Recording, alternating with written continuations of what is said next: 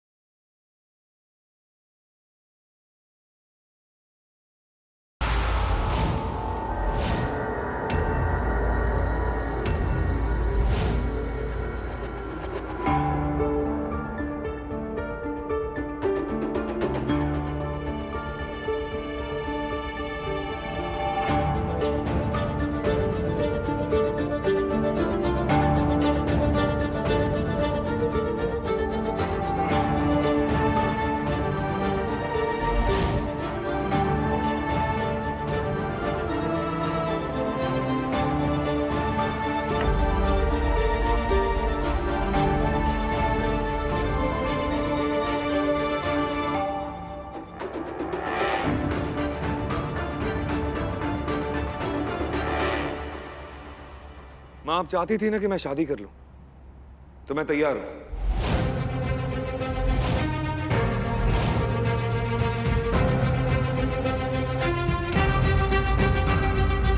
वैदेही पर लगे झूठे इल्जामों की वजह से मैं उसकी जिंदगी बर्बाद नहीं होने दूंगा।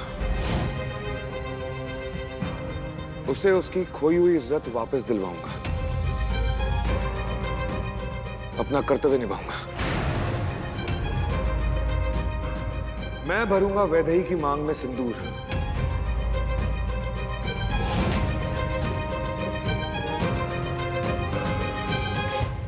मैं उसका हाथ थामूंगा। मैं करूंगा वैदेही से शादी।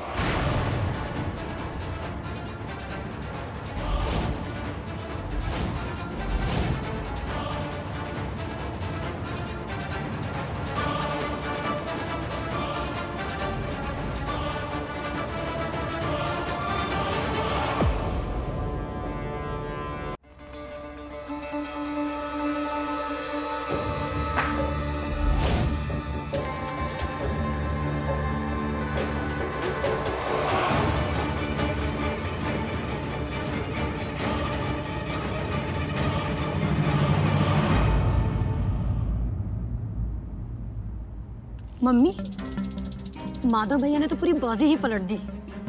जल्दी कुछ करो।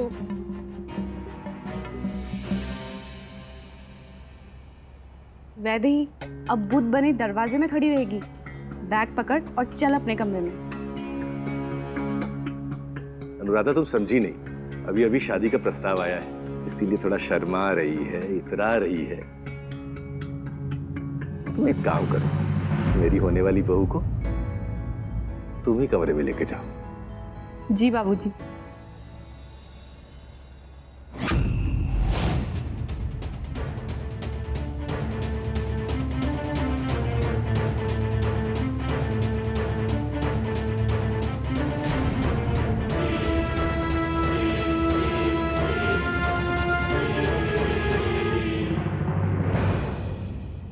क्या हुआ वैदेही, चलना।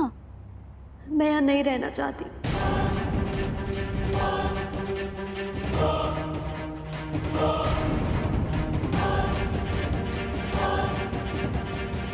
पर क्यों?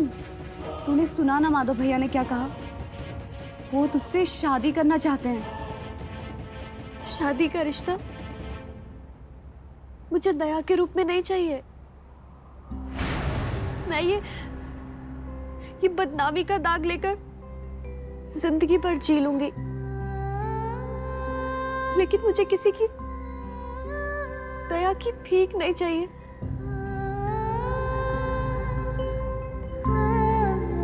जो 2 रातें बिताई मैंने उसके साथ, वो मेरी मजबूरी थी। मुझे 2 रातें बितानी पड़ी। मेरा बस चलता तो एक कमरे में वैदेही के साथ 2 मिनट तक नहीं बिताता। मुझे माधव का प्यार चाहिए, उसकी दया नहीं।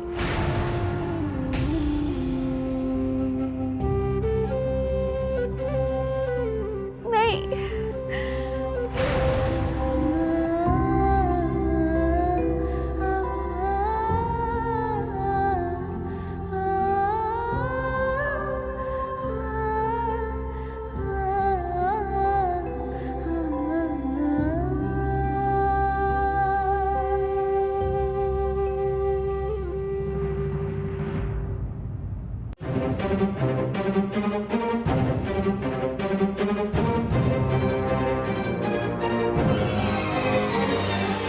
जा गवार जा, इससे पहले कि तेरा मन बदल जाए, निकल जा मेरे घर से। मुझे कुछ करना होगा वैदेही को रोकने के लिए।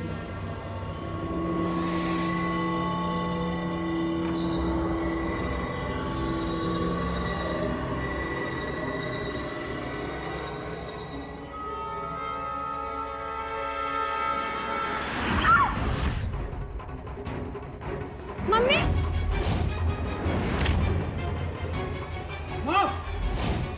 नीला माँ, बड़ी माँ,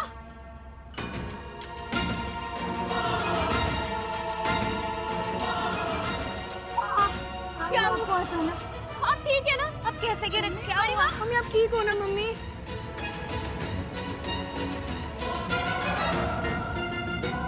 बड़ी माँ, क्या हुआ आपको? आप गिरी कैसे? मेरी कुछ समझ नहीं आया, क्या हुआ मुझे कुछ नहीं पता।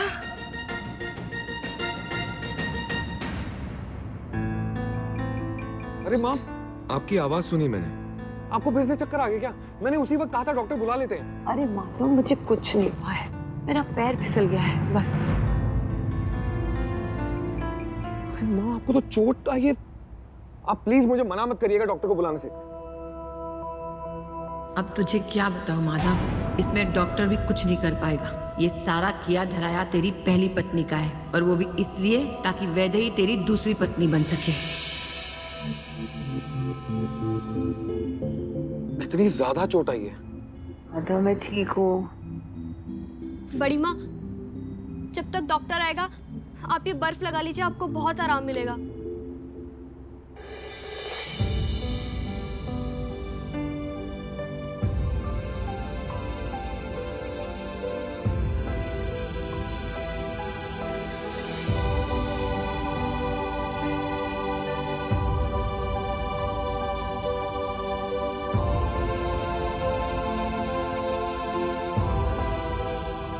सारी माधव, वो मैंने ध्यान नहीं दिया।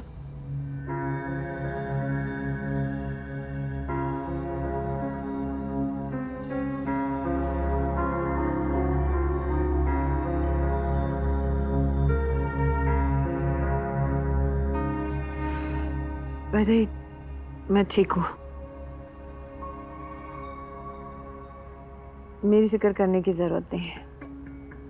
तुम दोनों ने जो फैसला लिया है, मैं उससे समर्थ हूँ।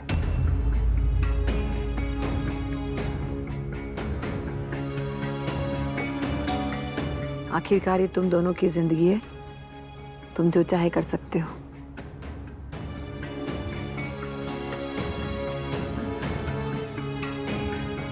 वैदेही,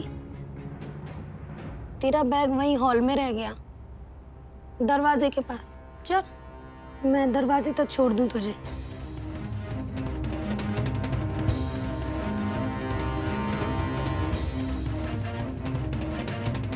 चल। जी रानी दीदी।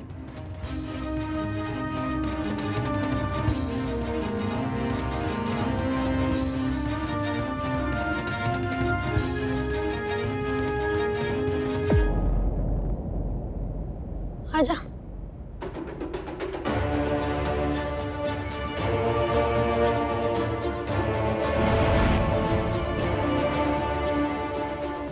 मैं चलती हूँ, आजा।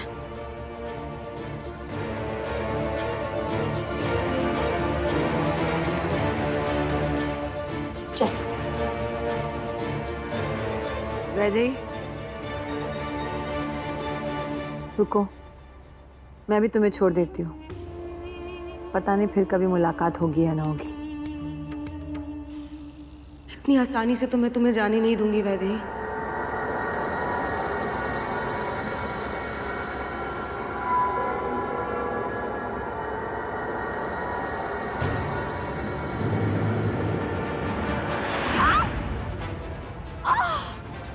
बड़ी माँ, सासू माँ, नीला माँ,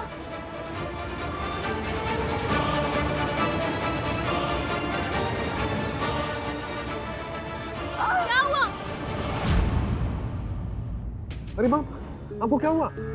बड़ी माँ, क्या हुआ आपको? आप ठीक है ना? मैं बस उठने गई और एकदम मूर्छा गई सोच से। आप बिल्कुल चिंता मत कीजिए, मैं यही हूँ आपके पास। वैदेही, मुझे लगता है तुझे यहीं रुक जाना चाहिए, क्योंकि जब भी तू जाने लगती है कुछ ना कुछ बुरा हो जाता है। तेरा यहाँ रहना इस घर के लिए शुभ है।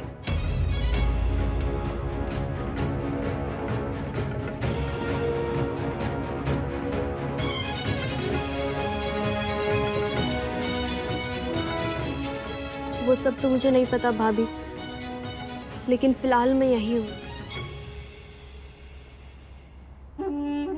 ये चित्रा तो मेरी बलि चढ़ा देगी। इस वैदेही को रोकने के चक्कर में इस गंवार को इस घर से बाहर निकालने का दूसरा कोई रास्ता ढूंढना पड़ेगा। मुझे माधव के साथ अकेले में कुछ बात करनी है। पर बड़ी माँ, आपकी तबीयत ठीक नहीं है। मैं ठीक हूँ वैदेही, और माधव है ना मेरे साथ। तुम सब जाओ यहाँ से। जाओ।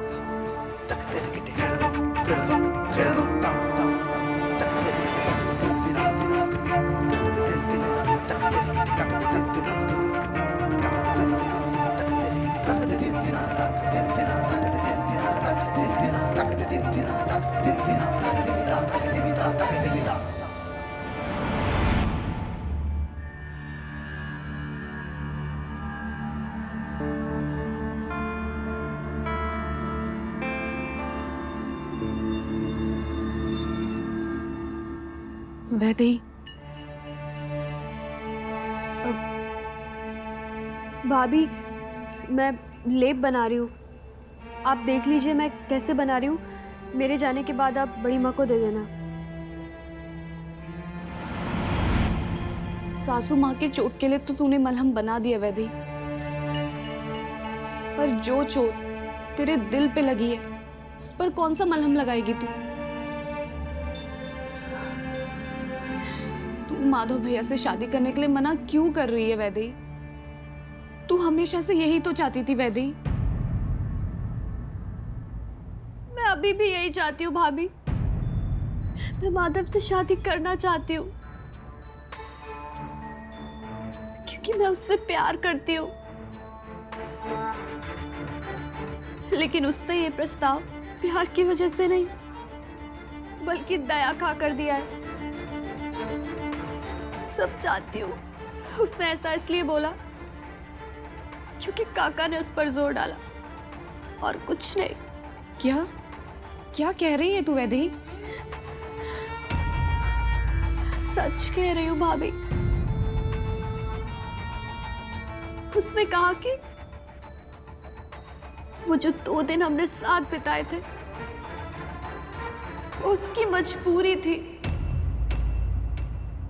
उसने कहा कि अगर उसके बस में होता तो वो 1 मिनट भी मेरे साथ नहीं बिताता।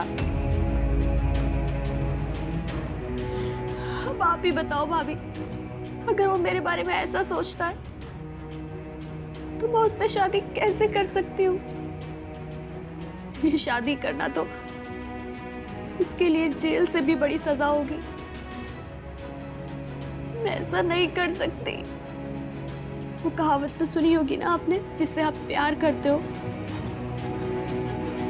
उसे आजाद छोड़ दो। और माधव को आजादी तभी मिलेगी जब मैं यहां से चली जाऊंगी।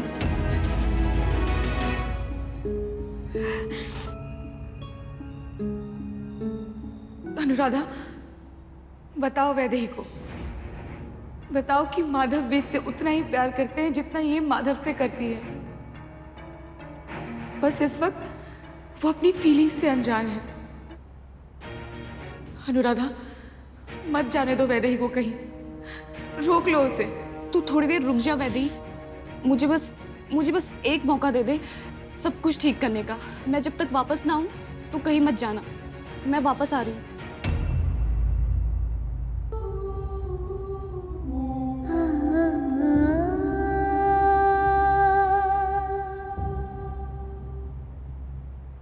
क्या कहा वैदेही ने?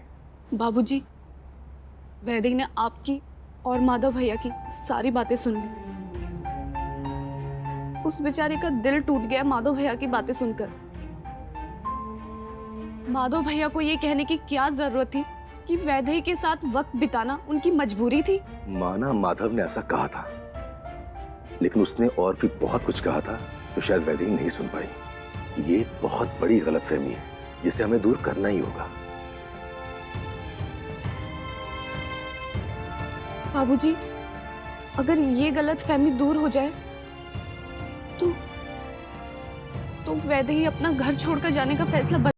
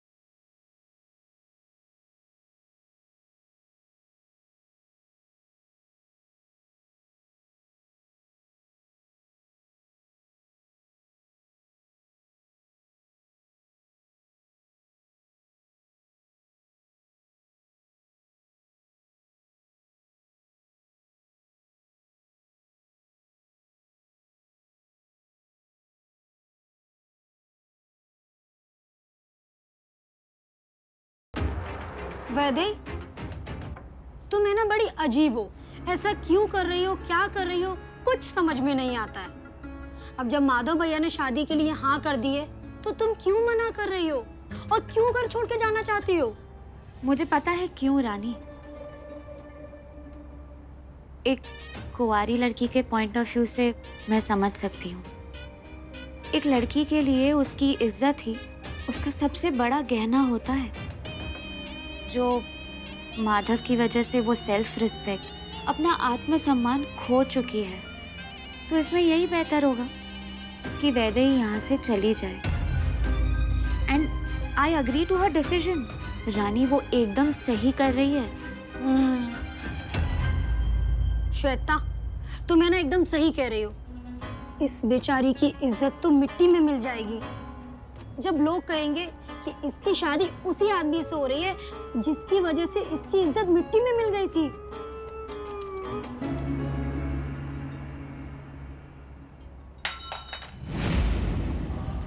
अरे रे वैदेही, ऐसा मैं नहीं कह रही हूँ। ऐसा तो लोग कहेंगे कि वैदेही ने अपना मुंह जानबूझकर काला करवा लिया ताकि माधव भैया मजबूरी में आकर तुझसे शादी कर लें।